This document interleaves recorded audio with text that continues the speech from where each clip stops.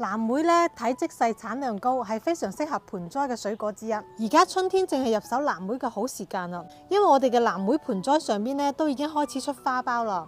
嗱，你睇下呢啲花苞，好快就會結成一個個嘅果。屋企嘅大人小朋友都中意食，而且無論係喺陽台啊、露台啊、花園啊都可以種。我手頭上呢幾棵比較經典嘅品種就係藍莓1號同埋霸王莓，仲有呢個藍葡萄。